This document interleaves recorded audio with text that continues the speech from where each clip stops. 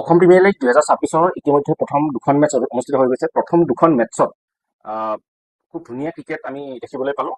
আচলতে আমি যদি আশা কৰিছিলোঁ হয়তো সেই তেনেধৰণে হাই স্কৰিং মেচ হোৱা নাই, কিন্তু যি কম্পিটিশ্যন সেই কম্পিটিশ্যন কিন্তু আমি দেখিবলৈ পাইছোঁ। প্ৰথম মেচখন আছিলে যিখন উদ্বোধনী অসম প্ৰিমিয়াৰ লীগ 2026 উদ্বোধনী মেচ আছিলে, সেই মেচখন আছিলে বৰপেটা বেভছ আৰু চৰাইদেউ ছানৰাইজাৰ্ছৰ মাজত। আৰু বৰপেটা বেভছ দলে প্ৰথমে বেটিং কৰিছিলে। বৰপেটা বেভছ দলে প্ৰথমে বেটিং কৰি তেওঁলোকৰ বেটিং বিক্ৰম তেওঁলোকে দেখুৱাবলৈ যদি সক্ষম হোৱা নাছিলে প্ৰথম অৱস্থাত, কিন্তু পৰৱৰ্তী সময়ত তেওঁলোকে অকণমান দেখুৱাবলৈ সক্ষম হৈছিলে। একদম প্ৰথম ইনিংছৰ শেষৰ ফালে তেওঁলোকে সেই বেটিং বিক্ৰম দেখাইছিলে। বৰপেটা বেভছ দলৰ হৈ শেষৰ ফালে বেটিং কৰিবলৈ অহা বেটছমেন অৰুণ সোণাৰে অকণমান আক্ৰমণাত্মক খেল প্ৰদৰ্শন কৰিছিলে আৰু তেওঁ 19টা বলত 37 ৰান কৰি বৰপেটা বেভছ দলক এক সন্মানজনক স্থিতিত উপনীত কৰোৱাত সহায় কৰিছিলে। বৰপেটা বেভছ দলে 20 অভাৰত 156 ৰান কৰিছিলে আৰু তেওঁলোকে 5টা উইকেট হেৰুৱাইছিলে। টি-20 যি ক্ৰিকেট বৰ্তমান সময়ত টি-20 ক্ৰিকেট, সেই টি-20 ক্ৰিকেটত 156 ৰান যথেষ্ট ৰান বুলি গণ্য কৰা নহয়, একেবাৰে কম ৰান বুলি গণ্য কৰা হয়। তথাপিও কিন্তু প্ৰথমখন খেল আছিল গতিকে প্ৰথমখন খেল হিচাপত গোটেই যিসকল খেলুৱৈ আছিল তেওঁলোকৰ হয়তো যথেষ্টখিনি এনেকুৱা ধৰণৰ প্ৰিমিয়াৰ লীগত খেলাৰ অভিজ্ঞতা প্ৰথম। গতিকে তেনে ক্ষেত্ৰত আমি পৰৱৰ্তী যিসমূহ মেচ আহিব বা পৰৱৰ্তী যিসমূহ মেচ অনুষ্ঠিত হ'ব, সেই মেচসমূহত তেওঁলোকৰ সেই অভিজ্ঞতাই তেওঁলোকৰ অভিজ্ঞতা যেতিয়া বাঢ়ি যাব, তেতিয়া আমি আৰু অধিক ভাল ৰোমাঞ্চকৰ আমি মেচ দেখিবলৈ পাম বুলি আমি আশা কৰিব পাৰোঁ।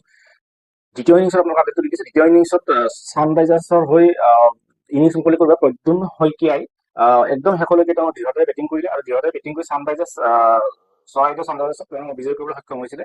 কিন্তু চৰাইদেউ ছানৰাইজাৰ্ছৰ যেতিয়া বেটিং কৰিবলৈ আহিছিল, দ্বিতীয় ইনিংছত ৰান চেজ কৰিবলৈ আহিছিলে, তেতিয়া তেওঁলোকে কিন্তু বেটিং বিপৰ্যয়ৰ সন্মুখীন হোৱা আমি দেখিবলৈ পাইছিলোঁ।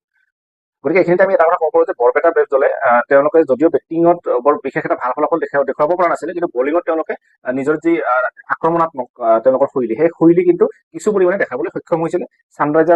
চৰাইদেউ ছানৰাইজাৰ্ছক কিন্তু তেওঁলোকে কিছু পৰিমাণে শলশেষত পেলাবলৈ সক্ষম হৈছিলে। অসম প্ৰিমিয়াৰ লীগৰ যিখন উদ্বোধনী মেচ আছিলে, সেই উদ্বোধনী মেচখনৰ যিটো প্ৰথম উইকেট আছিল, সেই প্ৰথম উইকেটটো কিন্তু কোনো এজন বোলাৰে ব্যক্তিগতভাৱে লাভ কৰিবলৈ সক্ষম নহ'ল।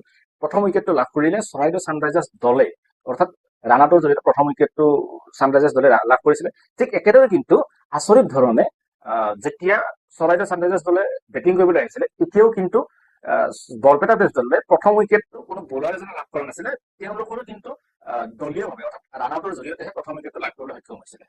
বৰপেটা বেভছ দলৰ অৰুণ সোণাৰৰ বাহিৰে বাকী যিকেইজন বেটছমেনে বেটিং কৰিবলৈ আহিছে, তেওঁলোকৰ প্ৰদৰ্শন খুব বেছি এটা ভাল বুলি আমি ক'ব নোৱাৰোঁ। তেওঁলোকে যথেষ্ট ভাল প্ৰদৰ্শন কৰিবলৈ সক্ষম নহ'ল। ঠিক একেদৰে চৰাইদেউ ছানৰাইজাৰ্ছৰ যিসকল বেটছমেন আছে, তেওঁলোকেও উন্নত মানৰ প্ৰদৰ্শন কৰা আমি দেখিবলৈ পোৱা নাই, যদি আমি প্ৰদ্যুম শইকীয়াৰ যিটো ইনিংছ সেইটো ইনিংছ বাদ দিওঁ। প্ৰদ্যুম শইকীয়াই তেওঁ এটা ভাল ইনিংছ খেলি চৰাইদেউ ছানৰাইজাৰ্ছক বিজয়ী হোৱাত এক গুৰুত্বপূৰ্ণ ভূমিকা পালন কৰিছিল। 46টা বলত প্ৰদ্যুম শইকীয়াই 5টা ফ'ৰৰ 3টা ছিক্সৰ সহায়ত 68 ৰান কৰি চৰাইদেউ ছানৰাইজাৰ্ছ দলক বিজয়ী হোৱাত সহায় কৰিছিল আৰু মেচৰ শেষত প্ৰদ্যুম শইকীয়াক মেন অফ দ্য মেচ হিচাপে ঘোষণা কৰা হয়। অসম প্ৰিমিয়াৰ লীগৰ পৰৱৰ্তী যিসমূহ মেচ আছে, সেই সকলো মেচৰ আপডেট যিমান সম্ভৱ হয় আমি এনেকৈ আপোনালোকৰ ওচৰলৈ লৈ আহিবলৈ চেষ্টা কৰিম।